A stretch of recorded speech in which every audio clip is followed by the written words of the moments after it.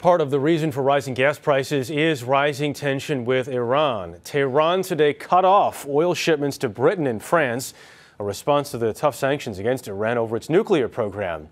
Here's Elizabeth Palmer. Iran's Revolutionary Guard started war games this weekend in the country's central desert. They're meant to send a message to the world that Iran is ready for, as its foreign minister put it, any worst-case scenario. In other words, an attack by Israel. But in an interview broadcast today, the chairman of the Joint Chiefs of Staff, General Martin Dempsey, said that the U.S. is against a military strike. We think that it's not prudent at this point to decide to attack Iran. I mean, that's been our counsel to our allies, the Israelis, well known, well documented. Last week, Iran's president said again that Iran's nuclear program is for peaceful purposes only. Few Western politicians believe that. But for the moment, they argue that bombing Iran's many nuclear installations would only slow the program.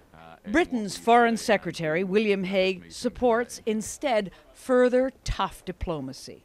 I think Israel, like everybody else in the world, should be giving a real chance to the approach we've adopted of very serious economic sanctions and diplomatic pressure and the readiness to negotiate. Sanctions led by the United States are starting to bite.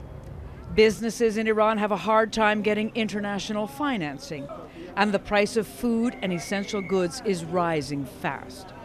The price of meat, say Tehran shoppers, has doubled in 3 months. Iran is also wrestling with restrictions to its oil sales, restrictions brought about by sanctions. Tonight, there are signs the pressure may, just may, be working. Even as the war games got underway, Iran's leaders offered to reopen negotiations on their nuclear program and to meet in Tehran with inspectors from the International Atomic Energy Agency tomorrow and Tuesday. Elizabeth Palmer, CBS News, London.